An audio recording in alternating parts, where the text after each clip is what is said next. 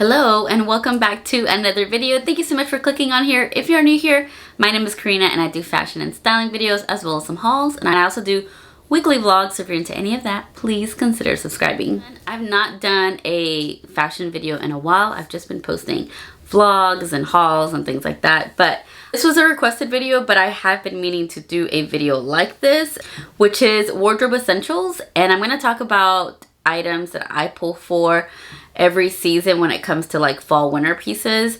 Gonna focus on that. I'll probably do one for the spring and summer, but since we're in the fall winter season, I'm going to talk about items that I typically pull for over and over again in my closet. So if you're interested to see what items I recommend as wardrobe essentials, then just keep on watching.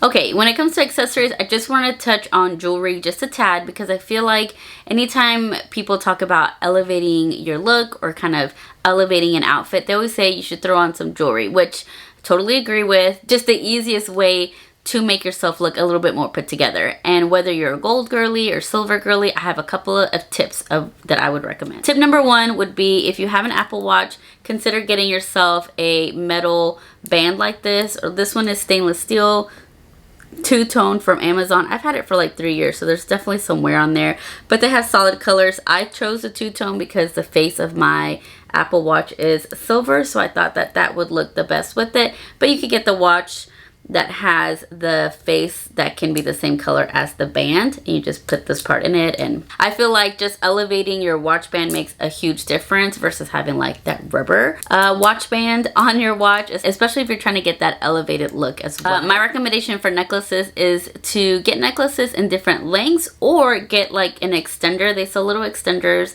on Amazon. I actually sell extenders on Adelina. Those extenders are going to help you have different variations in your stack, depending on what you're wearing that day.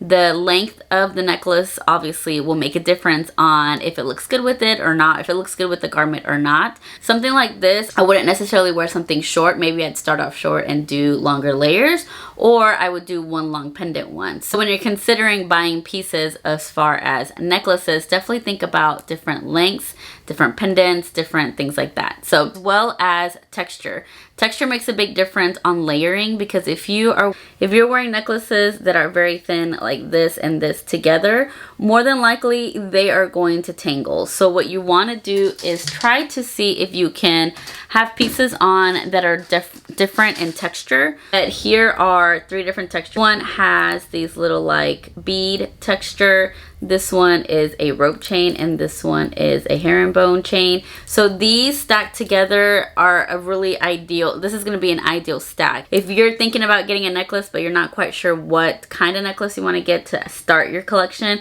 I would start with 1 or 2 herringbone ones, because these stacked typically will not tangle. They lay pretty flat on your chest and they don't really move. So this would be a good idea when you're thinking about adding some stackable pieces. I love a statement earring, so I typically go for more chunky, but you could go with something smaller, thinner, daintier if that's your style.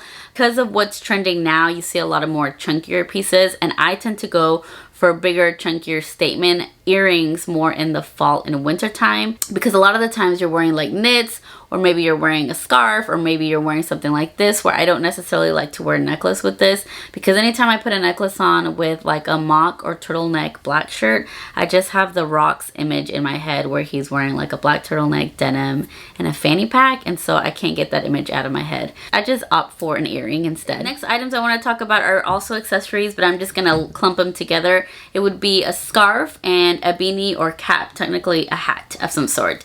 So in the fall and winter time, I tend to grab for like scarves or hats to just kind of change the look of an outfit. I feel a lot of the times I have a lot of outfits that are just kind of very like plain Jane, traditional, which is fine, but sometimes I want to add a little something, or maybe I want to add some color to it. I gravitate more for beanies in the fall and winter time, but sometimes a beanie is not needed because the weather's not as cold or whatever the case is, especially here in Texas. So I end up opting for a cap instead of a beanie.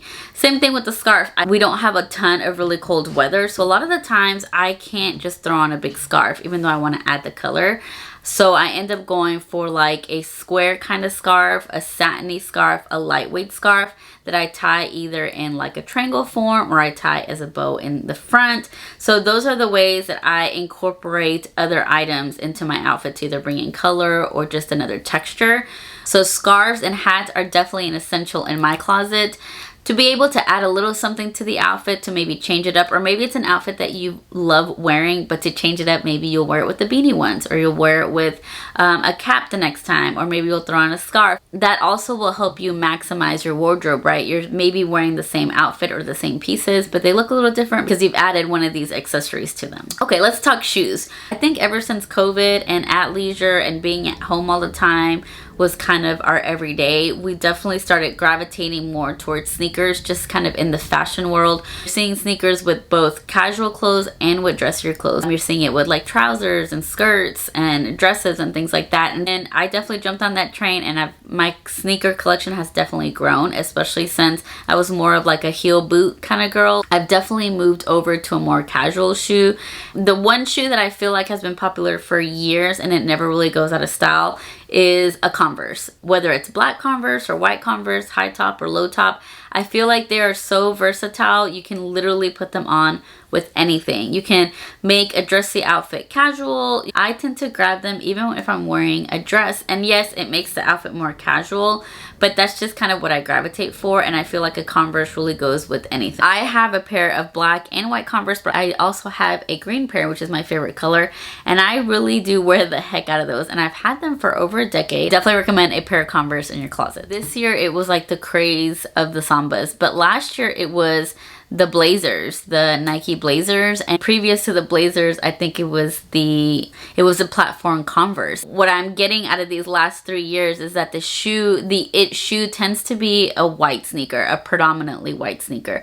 I was on Just Fab's website the other day, and they had a shoe that looked very similar to the Sambas, but they didn't have the stripes. So it was like a white leather shoe with the front part with the suede, and the bottom part was like that gummy looking color. So they're trying to do a look-alike to the Sambas, which I think is a great idea because it doesn't have any logos. That shoe would have more longevity in someone's closet than the Sambas were. So to sum up sneakers in your closet, I would definitely recommend some Converse and maybe a shoe that is mostly white, a faux leather or leather sneaker that is going to take you into the fall and winter pretty well, because leather is obviously going to keep you warmer than like a canvas or fabric type shoe. So keep that in mind when you're looking for a sneaker in the fall winter season. Okay, continuing on the shoes, I feel like a flat and or a loafer are also closet essentials. These are a great way to elevate a look, but you're still wearing a comfortable shoe without a heel. Both these pieces can just elevate a look, any casual look, just a tiny bit more,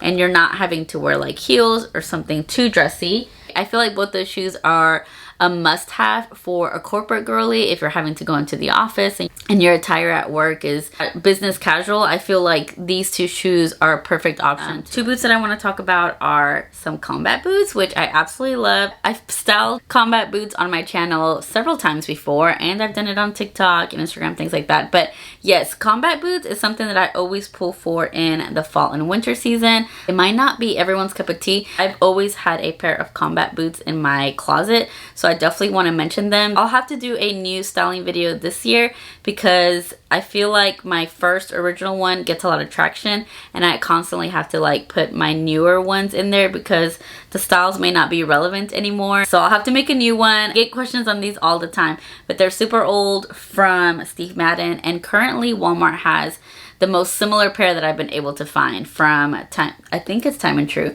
but they have the most similar pair to these. The next boot I want to talk about is a black cowboy boot. Now the reason I want to mention this is because it is a tall boot that doesn't have a heel. So it doesn't have to be a cowboy boot. It can be a lug sole boot or it could be a riding boot. But I have two black boots, this one and a heel one. So if I don't want to wear heels, I'm going to grab for these. Even though it's a cowboy boot, it still goes typically with any outfit that I'm going to wear my either black high heel boot with it. I'm going to grab this, and it's just gonna give me the non-heel option. So I'm recommending a tall black boot without a heel, whether that's a riding boot or lug sole boot or a cowboy boot. Because next we're going to talk about the boot with a heel. So this is my black boots with a heel, and these are a pair of brown boots with a heel. These I got from a Instagram store last year. It's a small business on Instagram, which I don't think they have these boots anymore, but I've been able to find these on other small business websites. They are the Cupid brand, but they're like a brown cognac color. These are beautiful. I absolutely love them. They have a little bit of a higher piece right here on the outside versus the inside. They're just a beautiful, nice, sleek boot. They're obviously not real leather. Steve Madden makes a beautiful pair of these. They're a little bit darker, but they are supposed to be cognac, and they actually make a brown one. But anywho, so tall heel boots in either black or brown. I definitely say you need both colors, because this cognac color can be like a pop of color, can really change an outfit from like being plain and all black to like, hey, these are kind of a focus of the outfit. I really love this color in general, but also remember that you can mix your blacks and browns, whether it's a cognac or a chocolate brown. I absolutely love wearing black and brown together. Like right now I'm wearing leggings and this brown sweater. I could just wear these, but instead I'm wearing my red cowboy boots that are my rain boots. So these for sure, absolutely essentials for your fall and winter wardrobe. I tend to grab the boots obviously where I'm wearing like skirts or dresses, maxi dresses, short dresses, or if I'm doing leggings like I am today, I'll pull them over. But I've realized that because my pants are more of a wider leg nowadays, I can wear these underneath and don't really have a need for like a booty. I left to go pick up the kids. I ate, and now Chloe's in here. So if you hear her walking around, sorry about that. She also just farted and it stinks real bad. Real bad. Okay, we'll go ahead and move on to clothes, and I'm going to go ahead and start off with jackets. So jackets, blazers, and trench coats is a couple of things I want to touch on. Trench coats, my absolute favorite for the fall time, and I have two. I've talked about them before. I have an oversized one that I got from Boohoo, and I have a more fitted but it still has an oversized fit from Amazon. I absolutely love both of them. They're both long, so they're not like mid-length. Like there's some that go to like your hip or your thigh. Mine go past, they're more to like my calf, so they're definitely longer, and they obviously have like long trench coats that go all the way to the floor.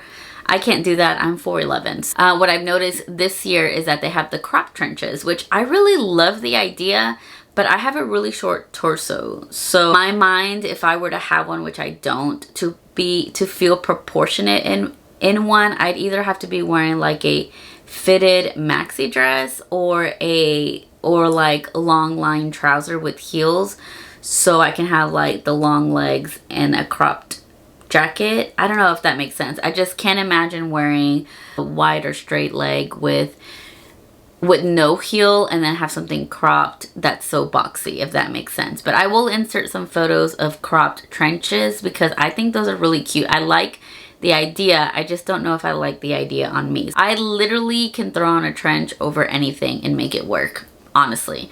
With trench coats and denim jackets and blazers, those are probably the easiest things to find at a thrift store. Maybe not the trench coats as much. I feel like I've always seen a trench coat when I go to a thrift store.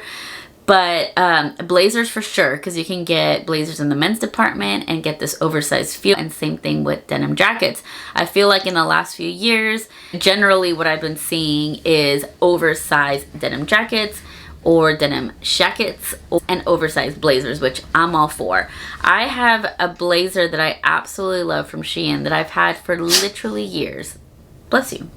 And oversized, it's supposed to feel oversized, but it definitely is fitted. It's just got a longer line. So oversized denim, oversized blazers, oversized trenches, like that's what I definitely love. Trousers is an absolute essential in your closet. It's a great piece to have because you can obviously dress it up with a trouser. You can wear it to work, you can wear it to dinner, wear it on a date, you can wear it for shopping because it feels very comfortable like you're wearing a sweatpant, but it's obviously a dressier piece of clothing, right? If you find yourself like the perfect trouser that fits you great everywhere, I would suggest you, if you're like me, have a long pair of that trouser and a short pair. Like get that get that pant hemmed.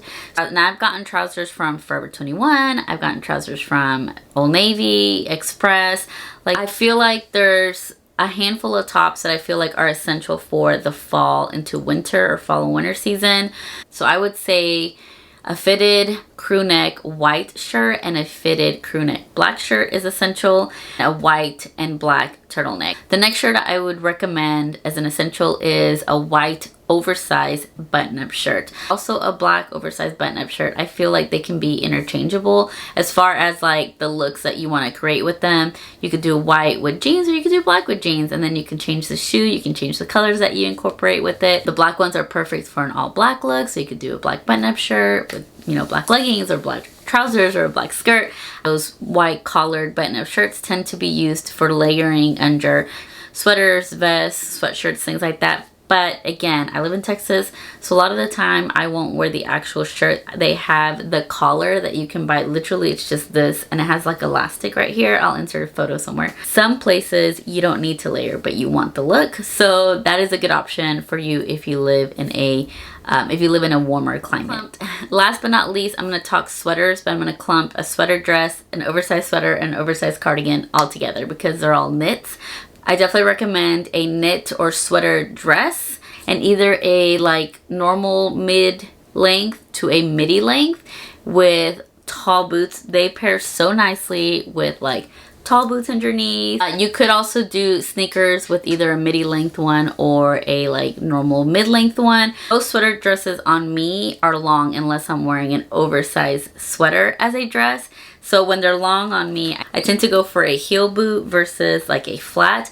But if I do find a sweater dress or I'm wearing an oversized sweater as a dress, then I'll pull for something like a sneaker. That way I don't look so terribly short and more of my leg is exposed. That way it makes me look a little bit longer per se. I have this oversized sweater from Amazon. Because I'm short, I can sometimes get away with oversized sweaters being a dress. So I'll either put like biker shorts underneath or regular like shorts so you can't see anything. And then I'll pair it with like boots, cowboy boots, sneakers, things like that. Again, they're shorter than the average sweater dress on me. Let's say an oversized sweater in a basic color, whether it's like a cream, a gray, or a black, or all three. Those I probably would recommend because and lastly, as far as knits, I would say an oversized cardigan in any neutral color. I like mine to like literally feel like a blanket, and it's a nice alternative to a jacket, especially again in our temps here. I'd prefer to wear a cardigan over a big bulky jacket because a lot of the times it doesn't stay as cold as it starts off. So those were the items that I could think of that I feel that are fall winter essentials. I hope I've given you some inspiration and some good information on maybe building your fall winter wardrobe. So if this was helpful, please give this video a thumbs up and consider subscribing, and I will see you guys in the next one. Bye.